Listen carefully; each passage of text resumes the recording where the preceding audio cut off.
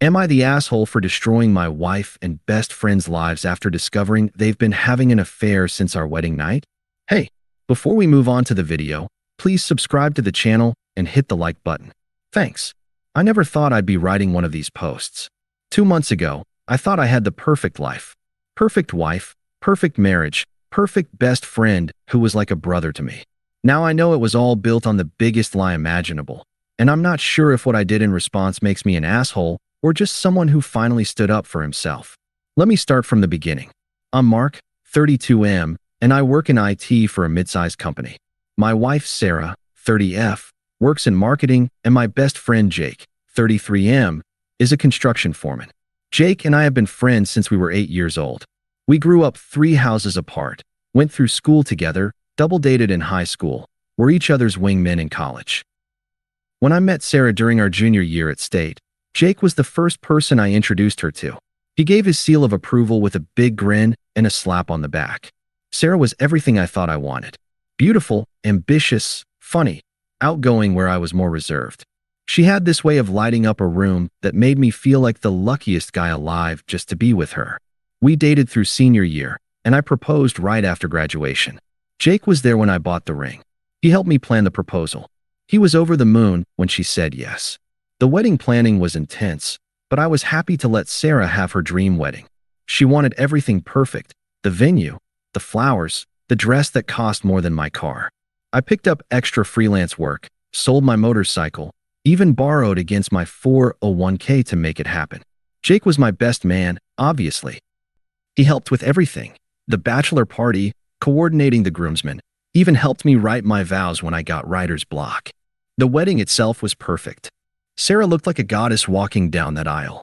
Jake's speech was hilarious and heartfelt, talking about how he'd never seen me happier than when I was with Sarah, how they were both his favorite people and he couldn't wait to see what our future held. Everyone cried. I cried.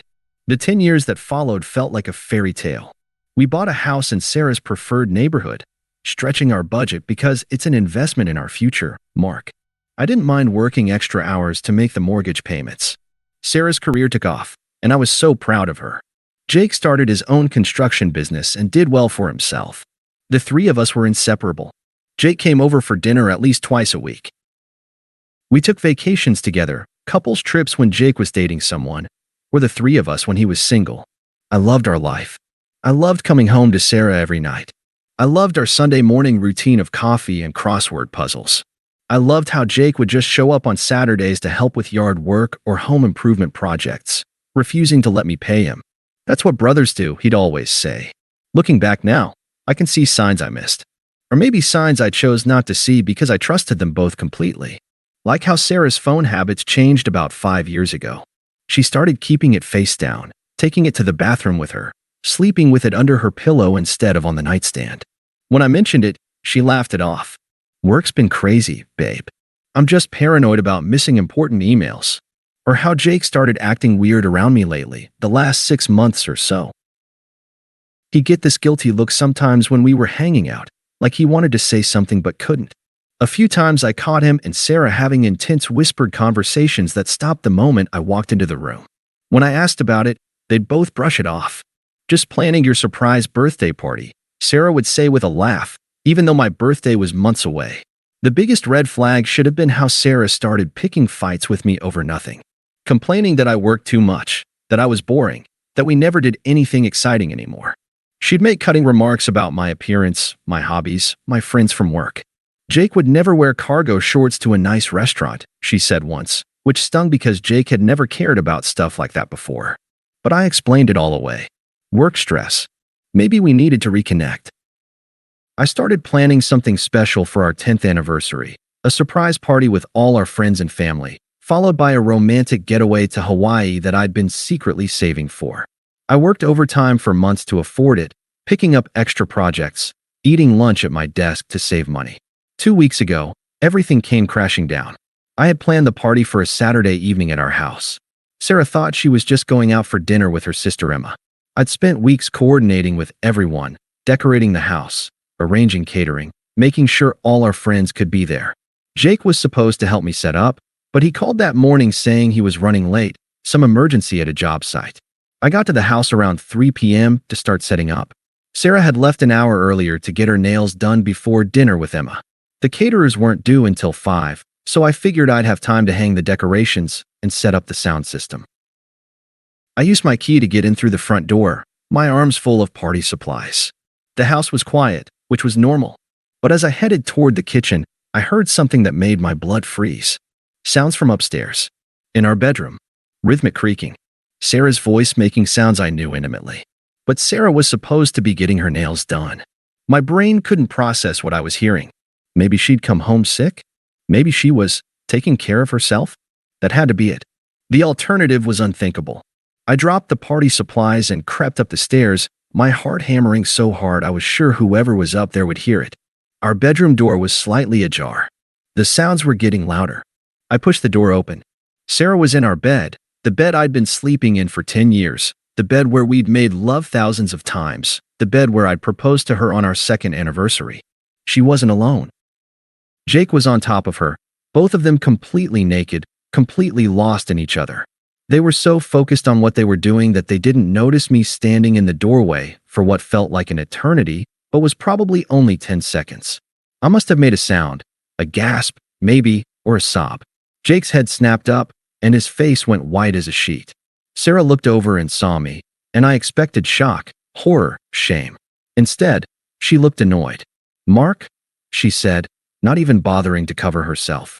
"You weren't supposed to be here yet." That was it. Not "I'm sorry." Not "I can explain." Just irritation that I had inconveniently interrupted their afternoon. Jake scrambled off her, grabbing for his clothes. "Mark, man, I can explain dash explain what?" I heard myself say. My voice sounded weird, like it was coming from far away. "Explain how you're fucking my wife in my bed?" "It's not what it looks like," Jake said, which was such a stupid thing to say that I almost laughed. Except I felt like I might throw up. Sarah finally sat up, pulling a sheet around herself with casual indifference. "Oh, please. We're all adults here." Adults? I stared at her. This woman I'd loved for 10 years, who I'd worked myself to exhaustion for, who I'd built my entire life around. She was looking at me like I was a stranger, like I was the one who'd done something wrong. "How long?" I asked. They exchanged a look that said everything. "Mark dash," Jake started. "How long?" I screamed at this time. Sarah sighed like I was being dramatic. "Since the wedding, if you must know." The world tilted. I grabbed the door frame to keep from falling. "The wedding," I whispered. "The reception, actually," she said with a little shrug.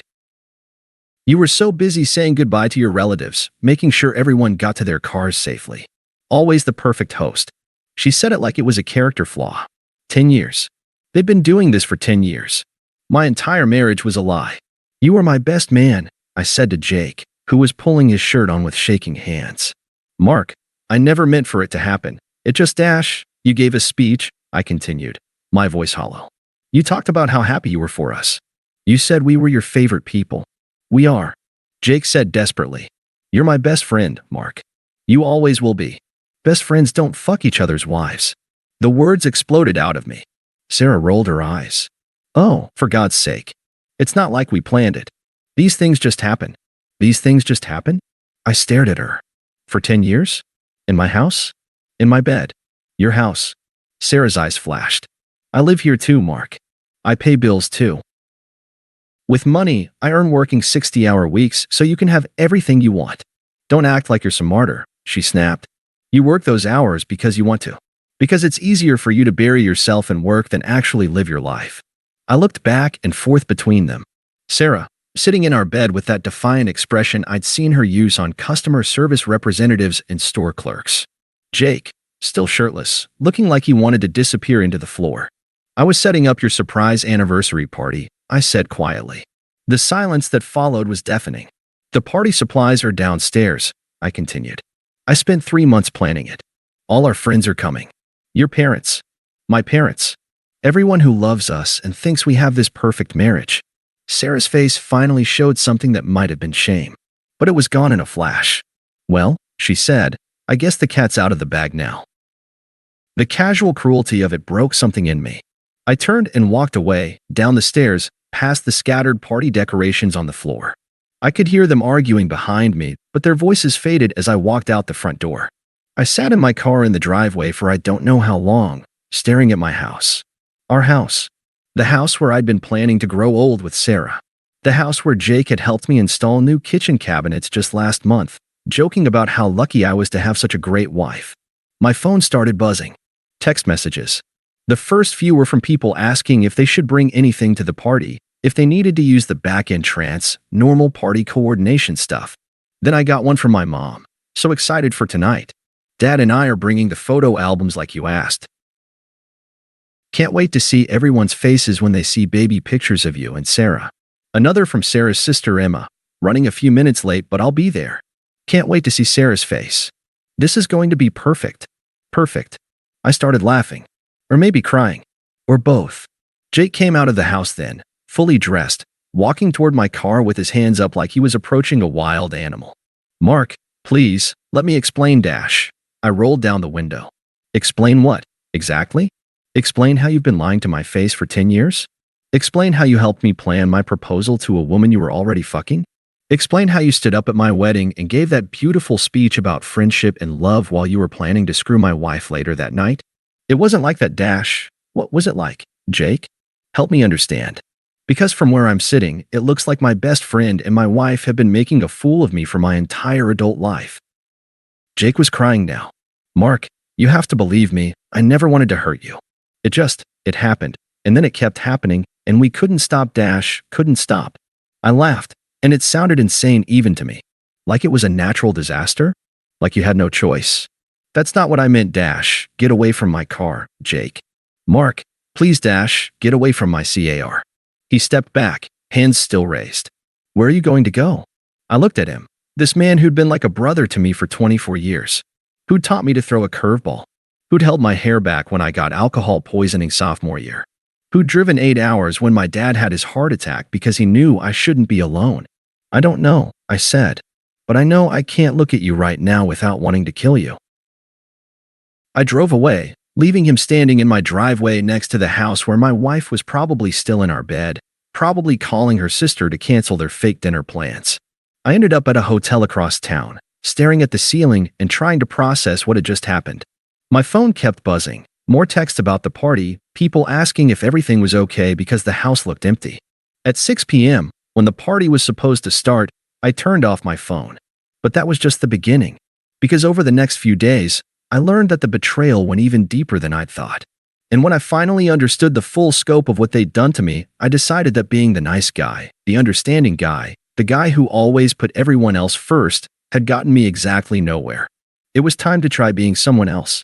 I spent 3 days in that hotel room, ordering room service and trying to make sense of what had happened. I kept replaying that moment, Sarah's casual, since the wedding, like she was discussing what she had for breakfast. The way Jake couldn't even look me in the eye. The way neither of them seemed to think they'd done anything particularly wrong. On Tuesday, I finally turned my phone back on. 47 missed calls. 156 text messages. 23 voicemails. Most were from Saturday night. Confused party guests wondering where everyone was, why the house was empty, if everything was okay. But as I scrolled through, I saw a pattern that made my stomach drop. Several messages from Sunday and Monday weren't asking what happened. They were damage control. From my mom, honey, we need to talk. Please call me back. From Sarah's sister, Emma, Mark, before you do anything rash, remember that these things are complicated. Sarah loves you. From our mutual friend David, dude, I heard what went down. Look, I know you're hurting, but maybe you should think about counseling before you make any big decisions. They knew. Before I'd even told anyone what happened, people already knew. The first voicemail was from my mother, left Sunday morning. Mark, sweetheart, your father and I came by the house yesterday when no one showed up to the party. Sarah told us what happened. We're so sorry you had to find out this way. Please call us. We love you. Find out this way? Like there was a good way to find out your wife was cheating? I called my parents. My mom answered on the first ring. Mark. Oh, honey, we've been so worried. Where are you? Mom, I said, and my voice cracked. Did you know? Silence. Did you know? I asked again. Sweetheart, it's complicated, Dash, did you know? We suspected, she said quietly. Your father and I, we noticed things over the years. The way they looked at each other sometimes. Little things. How long have you suspected? Another pause. A few years. A few years. I repeated it back to her. And you never said anything. What were we supposed to say? We couldn't be sure. And you seemed so happy. We didn't want to destroy your marriage over suspicions. So you let me live a lie instead. Mark, that's not fair, not fair. I was screaming now. What's not fair is letting your son make a fool of himself for years while his wife cheats on him with his best friend. We thought maybe it would burn itself out. My dad's voice came on. He'd picked up the extension. These things sometimes do. These things. I couldn't believe what I was hearing. Dad, she's been cheating on me since our wedding night. This isn't some midlife crisis affair. This is my entire marriage. Son, we know you're hurt, I'm not hurt, Dad. I'm destroyed. And finding out that my own parents knew and said nothing? That's not hurt. That's betrayal. I hung up before they could respond. The next call I made was to Sarah. She answered immediately. Mark, thank God. We need to talk. Yes, we do. I want to know everything. And I mean everything. Can you come home? We should do this in person. Home. She still called it home. I'm not ready to see you yet. Just tell me the truth. All of it. She sighed. Fine. What do you want to know? Start with the wedding night. Another sigh, like I was being unreasonable. It just happened, Mark.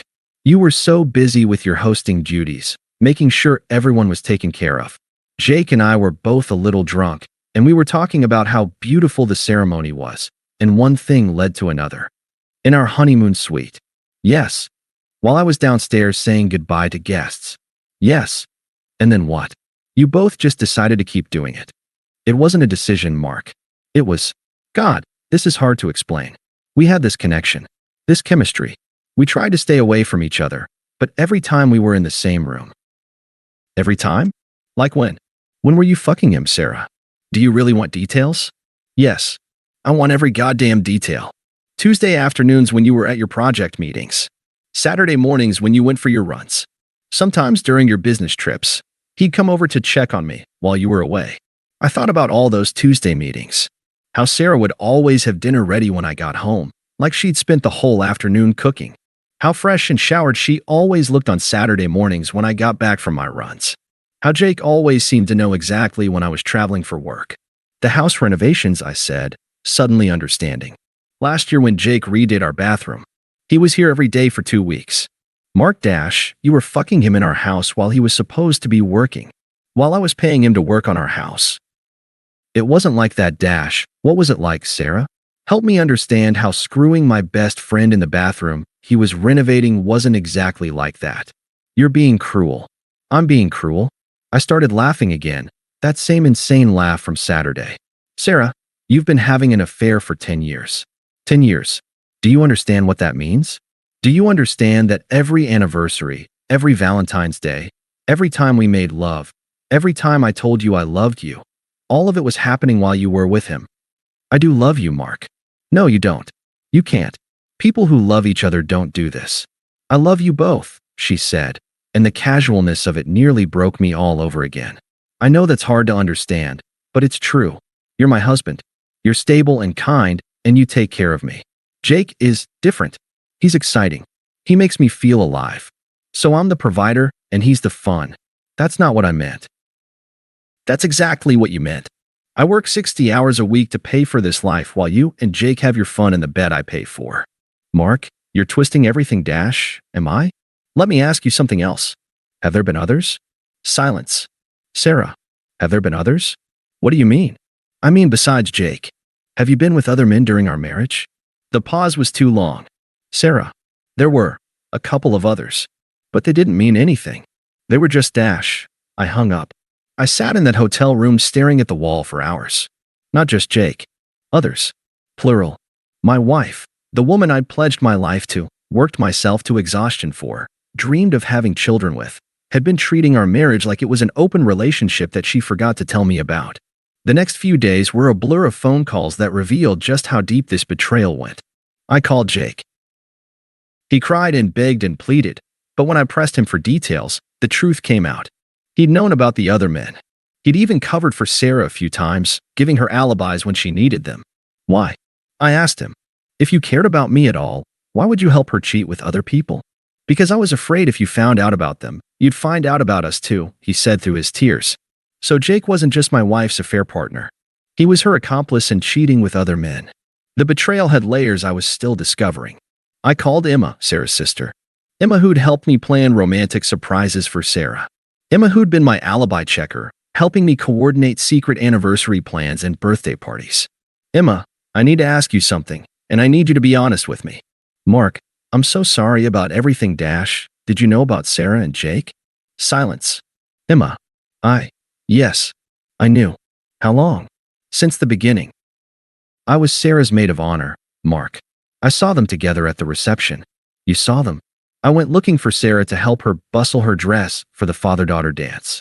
I found them in the bridal suite. And you said nothing. What was I supposed to say? It was your wedding night. I thought it was just wedding stress, too much champagne, a one-time mistake. But it wasn't. No. And by the time I realized it was ongoing, too much time had passed. I kept hoping it would end. I kept telling Sarah she had to choose. You kept telling her to choose. The implications of that hit me. Emma, how often did you talk to Sarah about this? We talked about it a lot. She was torn, Mark. She really was. Torn between what? Between you and Jake. Between security and passion. Between the life she had and the life she wanted. I had to hang up again. Emma had been counseling my wife through her affair. My sister-in-law had been my wife's relationship therapist, helping her figure out how to manage her feelings for two men. The phone calls kept coming.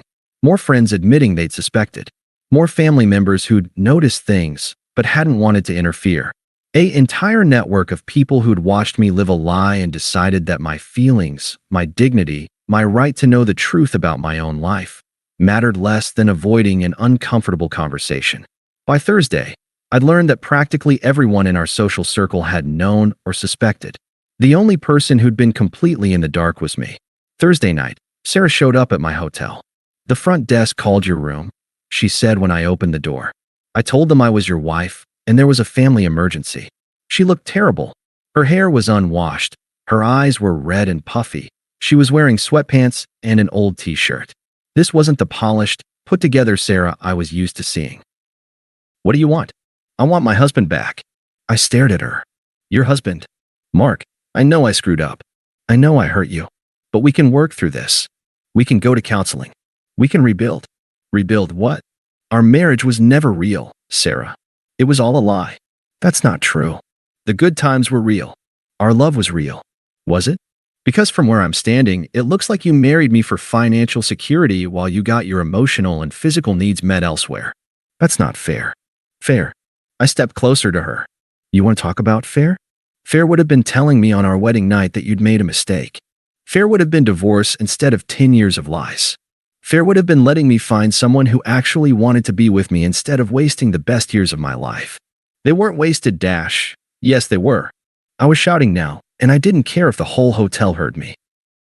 10 years, Sarah. 10 years of my life. 10 years of working extra hours to buy you things while you were with him. 10 years of me thinking I was the luckiest man alive while everyone around me knew I was a joke. You're not a joke. Then why is everyone treating me like one? Why did my own parents think it was better to let me live in ignorance than to tell me the truth? Why did your sister think her job was to counsel you through your affair instead of telling me what was happening? Sarah started crying. Because they love us. Because they wanted our marriage to work. Our marriage was never working, Sarah. It was just me working while you did whatever you wanted. I want to come home, Mark. I want us to fix this. There is no home. There is no us. There's just you and Jake and whatever twisted thing you two have been doing behind my back. Jake and I are over, she said quickly. I ended it. I choose you. I looked at her, really looked at her. Even crying and disheveled, she was still beautiful. I could still remember falling in love with her, still remember how proud I'd been to call her my wife. And I felt nothing. It's too late, I said. It's not too late. People recover from affairs all the time. We can do this. People recover from affairs, Sarah. They don't recover from finding out their entire relationship was built on a lie. They don't recover from discovering that everyone they trusted chose to protect the cheater instead of them. Mark, please. I want a divorce. No. She grabbed my arm. No, I won't give you a divorce. I love you. I choose you. You don't get to choose me anymore. You had 10 years to choose me, and instead you chose Jake. And Brad from your yoga class. And whoever else you haven't told me about yet. Her face went white. How did you dash? It doesn't matter how I know. What matters is that it's over. I'll fight you, she said, and suddenly the tears were gone. There was something cold and calculating in her eyes that I'd never seen before. I'll take half of everything. The house, your retirement, your business investments. I'll make sure you regret this. And there it was. The real Sarah. Not the crying, remorseful woman who wanted to rebuild our marriage.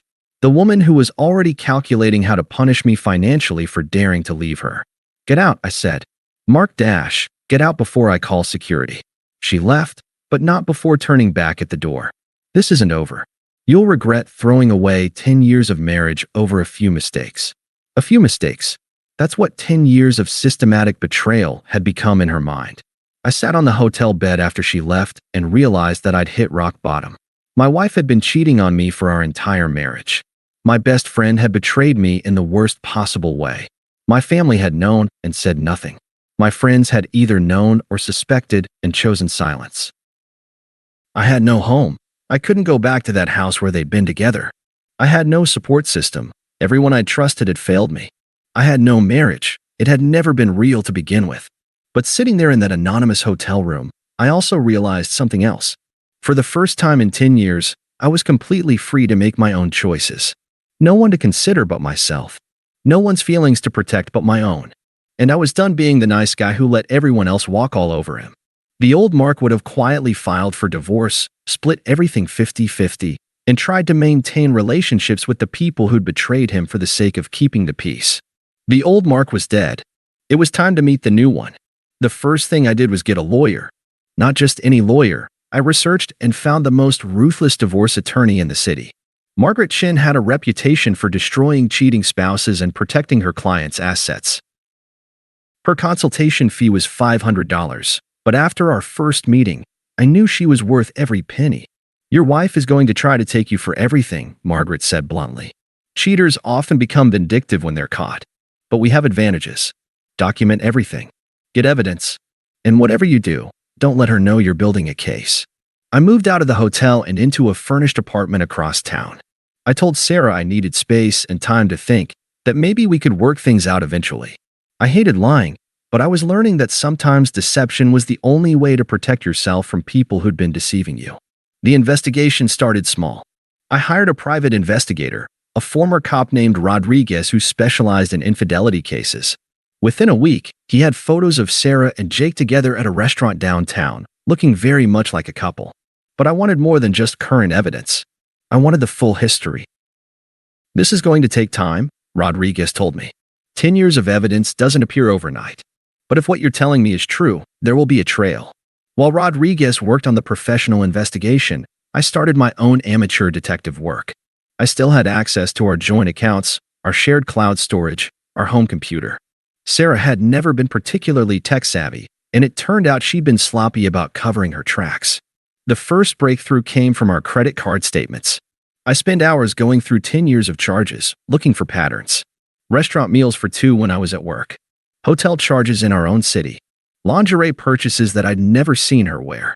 Charges at stores in Jake's neighborhood during times when she was supposed to be at work or with girlfriends. But the real goldmine was our shared Google Photos account. Sarah had been backing up her phone photos automatically, and apparently she'd forgotten that I could see them too. Buried among thousands of innocent photos were pictures I'd never seen before. Sarah and Jake at restaurants. Sarah and Jake on what looked like weekend trips. Sarah wearing lingerie I'd never seen, clearly in hotel rooms. The timestamps on the photos told the story. Some were from as early as 6 months after our wedding. Others were from last month. A decade of evidence that my wife had been living a double life. But the most damning evidence was in the text messages. Sarah had been using Google Messages backup, and our shared account had been quietly storing every text she'd sent and received, including the ones with Jake. Reading through 10 years of messages between your wife and her lover is a special kind of torture. They discuss me constantly. My work schedule, my travel plans, my habits. Jake would text things like, "Mark's working late again tonight," and Sarah would respond, "Good, come over at 8. They'd made jokes about me, called me clueless and naive, laughed about how easy it was to fool me. Sarah had sent Jake naked photos of herself, photos taken in our bedroom, our bathroom, our living room. places where I'd lived and slept and thought I was safe. But the messages also revealed something else. This wasn't just about sex. They'd been emotionally involved too. They talked about leaving their respective relationships, about running away together, about how they wished they could be together openly. More importantly, the messages revealed other names. Brad from yoga class, Marcus from Sarah's work, David from our friend group, the same David who'd texted me about thinking about counseling after the discovery. Sarah hadn't just been cheating with Jake. She'd been cheating with multiple men throughout our marriage, and Jake had known about all of it. In some messages, they'd even discussed the other men, with Jake acting as Sarah's confidant and advisor about her various affairs. The investigation revealed the full scope of the betrayal. It wasn't just adultery, it was a systematic deception that had infected every aspect of our shared life. I also discovered financial infidelity.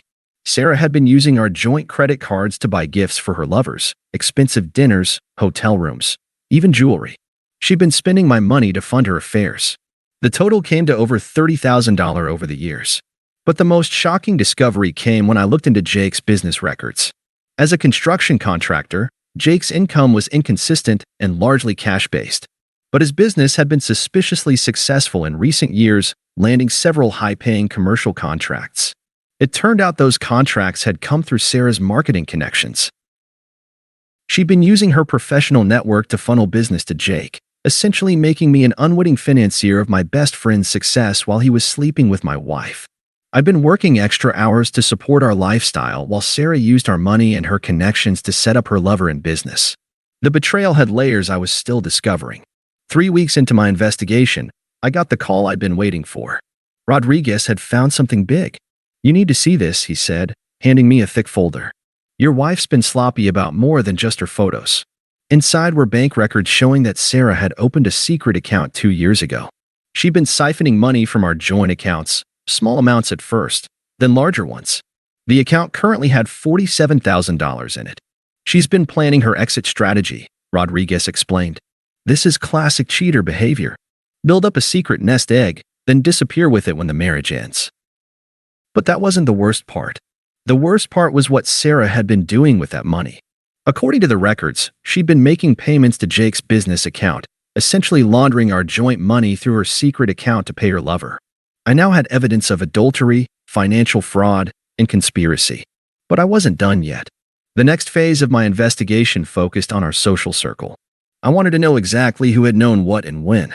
I started reaching out to friends, playing the role of the wounded husband looking for support and understanding. Most people were uncomfortable with the direct questions, but alcohol helped loosen tongues. At a bar with our friend Mike, I learned that there had been a group chat among our male friends where they discussed Mark's situation for years. They'd all known or suspected, but had decided it wasn't their place to tell me. "We thought you might know, and just be okay with it," Mike said drunkenly. "Some guys are into that open marriage thing, you know?" From Sarah's friend Lisa, I learned that the women in our group had been even more explicit in their knowledge. They'd covered for Sarah's affairs multiple times, providing alibis and even helping her plan rendezvous. "Sarah said you had a dead bedroom," Lisa slurred over wine. "She said you were more like roommates than husband and wife. We thought maybe you were gay or something." The systematic nature of the deception was breathtaking. Not only had Sarah been cheating, but she'd been telling people that I was a bad husband who didn't satisfy her. She'd been painting me as the problem in our marriage while she was the one destroying it. But the cruelest revelation came from Emma, Sarah's sister. During what I thought was a heart-to-heart conversation about forgiveness and moving forward, Emma let slip something that changed everything. "Sarah really did love you, Mark. Even when she was with Jake, she always said you were her safe harbor. She never wanted to hurt you. If she never wanted to hurt me, why didn't she just divorce me?" Emma looked confused. "She couldn't divorce you. Not until..." "Not until what?" "Not until she had enough money saved up to feel secure. She was scared of being alone, scared of not being able to maintain her lifestyle. Jake doesn't make nearly as much as you do." And there it was. The final piece of the puzzle. Sarah hadn't just been cheating on me. She'd been using me. She'd stayed married to me for financial security while getting her emotional and physical needs met elsewhere. I wasn't her husband. I was her retirement plan. That night, I sat in my apartment surrounded by evidence of a decade of betrayal and made a decision. I wasn't going to be the nice guy who split everything 50-50 and walked away quietly. I wasn't going to protect the feelings of people who'd spent years lying to me. I was going to burn it all down. The plan came together over the next 2 weeks. I had evidence of adultery, financial fraud, and conspiracy. I had proof that Sarah had been embezzling from our joint accounts and using the money to support her lover's business. I had documentation of her multiple affairs and the network of friends and family who'd helped her cover them up. But I wanted more than just a favorable divorce settlement. I wanted consequences. Real consequences. I started with Jake's business. The construction industry is heavily regulated, and contractors who engage in fraudulent practices can lose their licenses. I compiled evidence of Jake's financial arrangement with Sarah, how he'd been receiving money from her secret accounts, how he'd been getting contracts through her professional connections while they were having an affair. I submitted a complaint to the state licensing board alleging fraud and corruption. I provided bank records, text messages, and a detailed timeline of Jake's business success coinciding with his affair with my wife. Next, I looked into Sarah's job. She worked for a marketing firm that had strict policies about conflicts of interest and ethical behavior. Using company connections to benefit a romantic partner while defrauding her husband violated multiple company policies. I compiled a dossier of evidence and sent it to Sarah's HR department and her boss. I included the text messages where she discussed using work connections to help Jake, the financial records showing the money trail, and a detailed explanation of how she'd been conducting personal business on company time. But the real masterstroke was social media. I'd been documenting everything, not just the affair evidence, but the responses from our friends and family. I had screenshots of messages from people who'd admitted to knowing about the affair. I had audio recordings of conversations where people had revealed the extent of the deception. I created a comprehensive post detailing the entire situation. I included screenshots of the most damning text messages between Sarah and Jake, with phone numbers blurred for legal reasons. I included evidence of the financial fraud. I included quotes from friends and family members who'd admitted to knowing about the affair. The post was long, detailed, and devastating. It told the complete story of how my wife and best friend had been betraying me for 10 years while our entire social circle helped them cover it up. I made it clear that this wasn't just about adultery, it was about a conspiracy of silence that had let me live a lie for a decade. I posted it simultaneously to Facebook, Instagram, and Twitter, tagging everyone in our social circle. I sent copies to both our families, our mutual friends, and our professional networks. The response was immediate and explosive. Within hours, I was getting messages from people I hadn't heard from in years. Old college friends who'd heard about the situation through the grapevine. Former colleagues who'd seen the post through mutual connections. Even strangers who'd seen the story shared and were outraged on my behalf. But the best responses came from Sarah and Jake themselves. Sarah called me screaming, "How could you do this to me? How could you humiliate me like this?" "Humiliate you?" I laughed. "Sarah, you humiliated yourself. I just made sure people knew about it. You've ruined my life. I'm getting calls from everyone. My boss wants to see me first thing Monday morning. My friends are asking if everything you said is true. Is it true? That's not the point, Dash. That's exactly the point. Everything I posted is true. Every screenshot, every quote, every piece of evidence. You did this to yourself." Jake's response was even better. He showed up at my apartment at 2 a.m., drunk and belligerent. "You son of a bitch," he slurred when I opened the door. "You destroyed everything. My business, my reputation, my kids' respect for me. You destroyed everything, Jake. I just made sure there were consequences. We were friends for 24 years. We were friends for 14 years. The last 10 were just you lying to my face while you fucked my wife. I'm going to sue you for defamation." "With what money?" "I heard you're about to lose your contractor's license. Hard to sue someone when you're broke." The beauty of my revenge was that it was entirely based on truth. Everything I'd posted, every allegation I'd made, was backed up by evidence. There was no defamation because there were no lies. Over the next week, the consequences kept rolling in. Sarah was fired from her job for ethics violations. Jake's contractor license was suspended pending investigation. Several of our friends were facing their own relationship problems as their partners learned about their complicity in the affair. But the sweetest revenge came when Sarah and Jake's relationship imploded under the pressure. With Sarah unemployed and Jake's business in ruins, the financial stress was enormous. But more than that, they'd never had to deal with their relationship in the open. It had always been a secret affair, exciting and forbidden. Now that it was public, they had to actually figure out if they could build a real relationship. They couldn't. Within 2 weeks of my social media post, they were fighting constantly. Sarah was staying with her parents, who were furious about what she'd done. Jake was dealing with his ex-wife, who was using the affair evidence to modify their custody agreement. Sarah tried to come back to me one last time. She showed up at my apartment crying, begging me to take her back. I made a mistake, she sobbed. I know that now. Jake and I, we're not good together. We were just caught up in the excitement of the affair. You're the one I really love. I looked at her, this woman who'd been the center of my world for 10 years. She looked broken, desperate, pathetic, and I felt nothing but contempt. Sarah, I said calmly, you had 10 years to love me. You chose to spend them with other men instead. That's not a mistake, that's a choice. And now you get to live with it. Please, Mark. I'll do anything. I'll sign a post-nup. I'll go to counseling. I'll cut off all contact with Jake. Just give me another chance. There are no more chances. We're done. You can't just throw away 10 years of marriage. I'm not throwing it away. You already did that on our wedding night. I closed the door on her, and on that chapter of my life. The divorce was finalized 6 months later. Thanks to the evidence I'd gathered, I kept the house, most of our assets, and my retirement accounts. Sarah had to pay me back for the money she'd stolen, though she'll probably be paying that off for years. Jake lost his contractor's license and his business.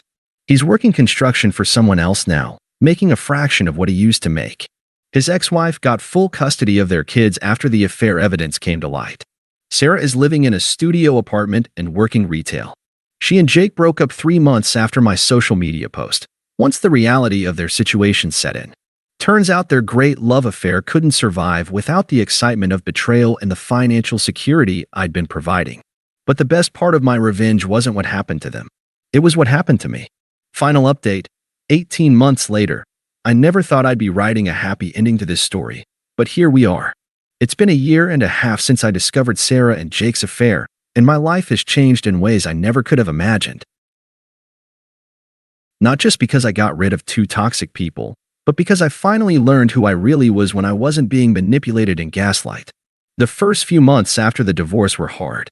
Not because I missed Sarah, that feeling died the moment I caught them together, but because I had to rebuild my entire sense of reality. For 10 years, I've been living someone else's version of my life. I had to figure out who Mark really was when he wasn't being the perfect, accommodating husband to a woman who despised him. I started with therapy. Dr. Peterson helped me understand that what I'd experienced wasn't just infidelity, it was psychological abuse. The gaslighting, the manipulation, the systematic way Sarah had isolated me from the truth about my own life while our entire social circle participated in the deception. You were living in a carefully constructed false reality, Dr. Peterson explained. Everyone around you was invested in maintaining that reality, which made you question your own perceptions and instincts. That explained why I'd ignored so many red flags. It wasn't that I was stupid or naive. It was that I'd been trained by years of manipulation to distrust my own judgment. The therapy helped, but what really saved me was discovering who I was when I wasn't working overtime to pay for someone else's luxury lifestyle. With the financial pressure gone and no one to provide for except myself, I found I actually had interests and hobbies I'd forgotten about. I started rock climbing again, something I loved in college but given up because Sarah thought it was too dangerous and immature.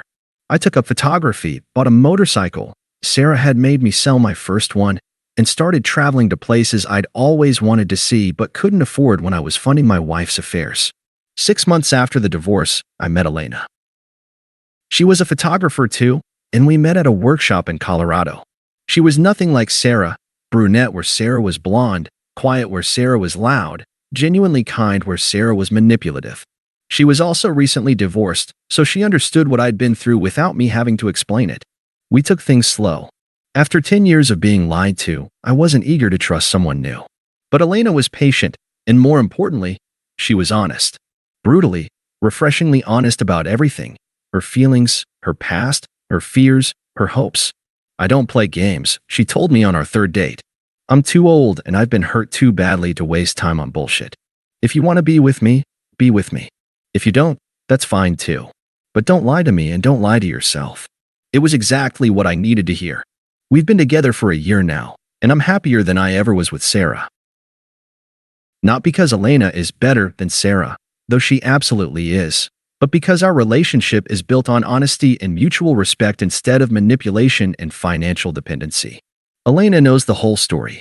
I showed her the Reddit posts, the evidence I'd gathered, everything. Her response was perfect. Good for you. Too many people let cheaters get away with it because they're afraid of being seen as vindictive. Sometimes vindictive is exactly what someone deserves. We're talking about moving in together, maybe getting married eventually. But there's no rush, no pressure, no games. Just two adults who genuinely enjoy each other's company building something real together. My career has taken off too. Without the stress of my imploding personal life, I've been able to focus on work in a way I never could before. I got promoted twice in the past year and started a consulting business on the side. I'm making more money now than I ever did when I was working myself to death to support Sarah's lifestyle. I bought a new house, smaller than the one I shared with Sarah, but it's mine. Every piece of furniture, every decoration, every choice reflects my taste and my values. No compromises, no discussions that were really just Sarah telling me what she wanted while pretending to consider my opinion. But the most satisfying part isn't my success, it's watching Sarah and Jake deal with the consequences of their choices. Sarah's attempts to reach me didn't stop after I rejected her final plea. For months, I got calls, texts, emails, messages through mutual friends. All variations of the same theme. She'd made a mistake. She was sorry. She wanted another chance. We could make it work if I just forgive her. I blocked her on everything, but she found ways around it. New phone numbers, new email addresses, social media accounts I hadn't blocked yet. The messages got increasingly desperate. Mark, I know you're angry, but 10 years of marriage has to count for something. I've been going to therapy. I understand why I did what I did. I can change. Jake was using me too. I see that now. You were the only one who ever really loved me. I'm broke, Mark. I can't afford my apartment. I might have to move back in with my parents. Please, just talk to me. I know I don't deserve forgiveness, but I'm begging you. I can't live like this. I never responded to any of them. The closest I came was when she sent me a letter, an actual handwritten letter, 6 months ago. In it, she claimed she was pregnant and that the baby might be mine from one of our last times together before everything fell apart. That one almost got me. For about 5 minutes, I considered responding. Then I remembered the timeline. We hadn't been intimate in the month before I discovered the affair, and Sarah had been with Jake regularly during that period. If she was really pregnant, the baby definitely wasn't mine. I had my lawyer send her a letter demanding a paternity test if she wanted any contact with me regarding a child. I never heard back about the pregnancy. Funny how that works. Jake's attempts at reconciliation were different but equally pathetic. Where Sarah tried manipulation and emotional appeals, Jake went for the brotherhood angle. He sent me a long letter about our childhood friendship, all the memories we'd shared, how I was like a brother to him. He talked about how sorry he was, how the affair had just happened and spiraled out of control, how he'd never meant to hurt me. I know I fucked up, he wrote. I know I betrayed you in the worst possible way. But we have 24 years of friendship, Mark. That has to count for something. I'm willing to do whatever it takes to earn your forgiveness. He offered to go to therapy, to make financial amends, to do whatever you think is fair to repair our friendship. I threw the letter away without finishing it. 6 months later, he tried a different approach. He showed up at my office, somehow finding out where I worked despite my efforts to keep my information private. Security called me when he wouldn't leave the lobby. Just give me 5 minutes, he pleaded when I came downstairs. 5 minutes to explain. There's nothing to explain, Jake. You fucked my wife for 10 years. What exactly needs clarification? It wasn't supposed to happen like that. It was supposed to be one time, just a mistake. But then you decided to keep making the same mistake for a decade. I wanted to tell you so many times. I hated lying to you. But you did it anyway. Because I knew it would destroy you. I was trying to protect you. I started laughing. Protect me? Jake, you were fucking my wife in my bed while I paid your bills. That's not protection, that's cruelty. Mark, please. I've lost everything. My business, my kids, my reputation. I'm living in a studio apartment and working for $12 an hour. I've got nothing left. Good. Don't you feel anything? Don't you remember what we used to mean to each other? I looked at him, this man who'd been my best friend for most of my life. He looked terrible. Older, thinner, defeated. I tried to find some remnant of the friendship we'd once had, some spark of the affection I'd felt for him. I felt nothing. I remember what I thought we meant to each other, I said. but that was based on lies. The real Jake, the one who could betray his best friend for 10 years and then ask for forgiveness, that Jake was never my friend. That's not true, it is true. And even if it wasn't, even if you were somehow the victim in all this, I still wouldn't forgive you. You know why? He shook his head. Because I don't want to. I don't want you in my life. I don't want your apologies or your explanations or your friendship. I want you to disappear and never contact me again. Mark, if you show up at my work again, I'll have you arrested for harassment. If you contact me again, I'll get a restraining order. Stay away from me, Jake. We're done. I walked away and never looked back. That was 8 months ago. I haven't heard from either of them since. But I have heard about them, thanks to the few mutual friends who've stayed in touch. The updates are always satisfying. Sarah is still working retail, barely making ends meet. She had to move back in with her parents after being evicted from her apartment. The pregnancy was apparently a lie, another manipulation attempt that backfired when I called her bluff. She's been on a few dating apps, but word of her history has spread through our social circle. Apparently, it's hard to find men willing to date someone with her reputation. Jake's situation is even worse. He lost his contractor's license permanently after the investigation found evidence of the financial fraud. He's working construction for other contractors now, making a fraction of his former income. His ex-wife got full custody of their kids, and they want nothing to do with him after learning about the affair. He's basically starting over at 33 with nothing to show for his adult life except a reputation as a cheater and a fraud. The best part? They hate each other now. According to Emma, who I occasionally hear from through Elena, Sarah and Jake tried to make their relationship work for about 3 months after everything came out. But without the excitement of secrecy and my financial support, they had nothing in common except mutual attraction. They broke up in spectacular fashion, with Sarah accusing Jake of ruining her life, and Jake calling Sarah a selfish, manipulative bitch who destroyed everything good in his life. They were both right. The friends and family members who enabled their affair have faced consequences too. My parents and I have a relationship now, but it's different. They know they failed me when I needed them most, and that's something we're all still working through in family therapy. Several of our mutual friends have reached out to apologize, but I've been selective about who I've allowed back into my life. The ones who actively helped cover up the affair are gone permanently. The ones who suspected but didn't act I've forgiven, with boundaries. Trust, once broken, isn't easily rebuilt. Emma and I actually have a better relationship now than we did when she was helping Sarah cheat. She's genuinely remorseful about her role in the deception, and she's been helpful in keeping me updated on Sarah's situation without me having to have direct contact. She brings you up constantly, Emma told me last month. She's obsessed with the idea that you're going to come back to her eventually. She talks about your new relationship like it's a phase you're going through to punish her. What do you tell her? The truth. That you're happy. That you've moved on. That she needs to do the same. And how does she respond to that? She doesn't believe it.